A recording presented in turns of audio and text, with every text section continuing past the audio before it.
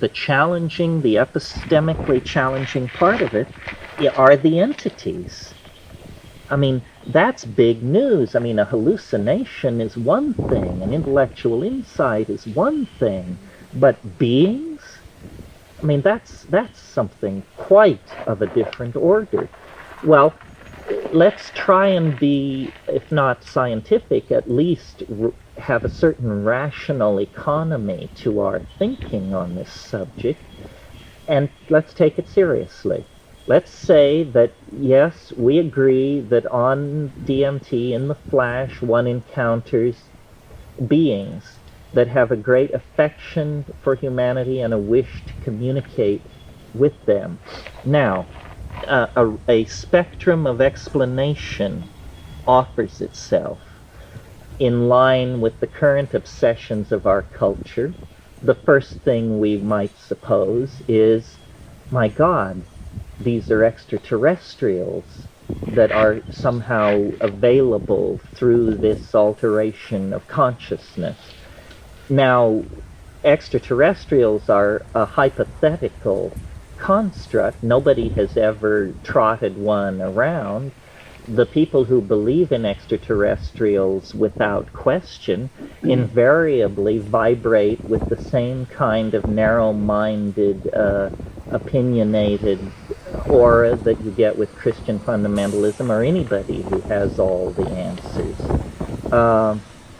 I think it's very unlikely that these are extraterrestrials because, you know, the distances between the stars are incomprehensibly vast, and the time that is involved is incredible. And, you know, of course, there could be instantaneous technologies, but I said we would have a certain rational economy in our explanation.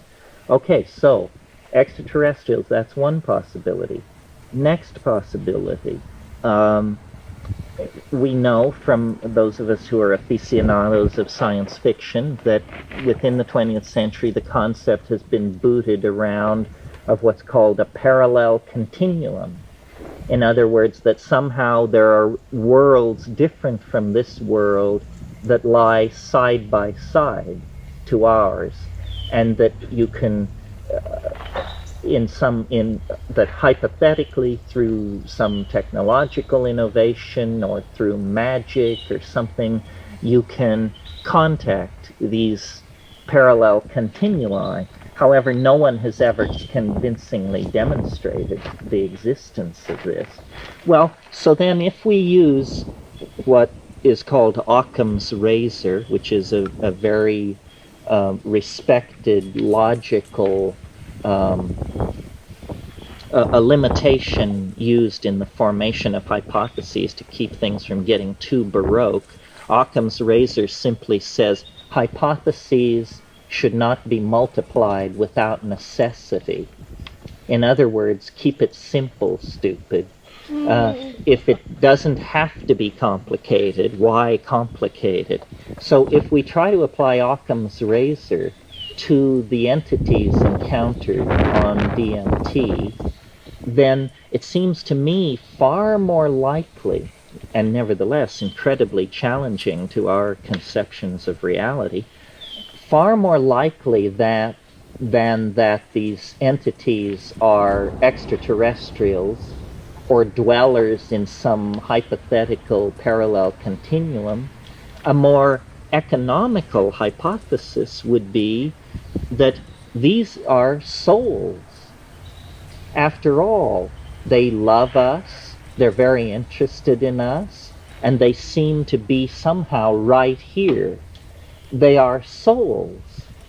And what you break into is an ecology of souls. Well, now, we, I think, far more than most of us realize, have bought in to the premise of materialism, which is that when you die, you become compost, and that's it. But a crowd like this, we just run around constantly giving praise to shamans and shamanism and saying, you know, they're so far out, they cure, they know more than we do, they have a better connection into nature. Well, then, when we ask the shamans, what do they say about these entities?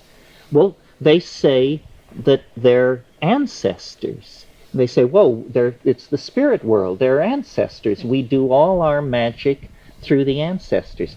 Ancestors is a tremendously cleaned up concept. What they're talking about is dead people.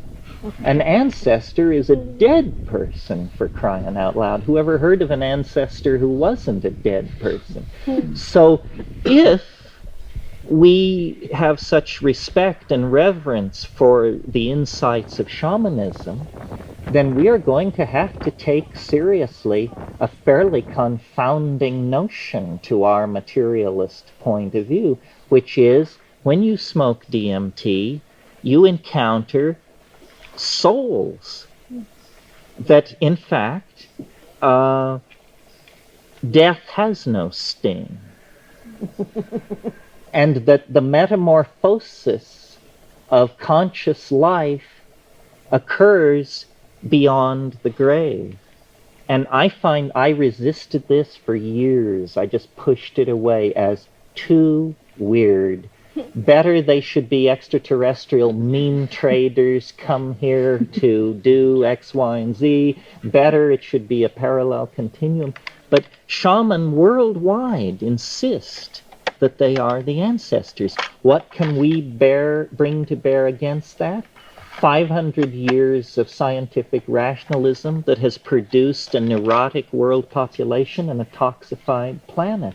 This is where the humility comes in, I think.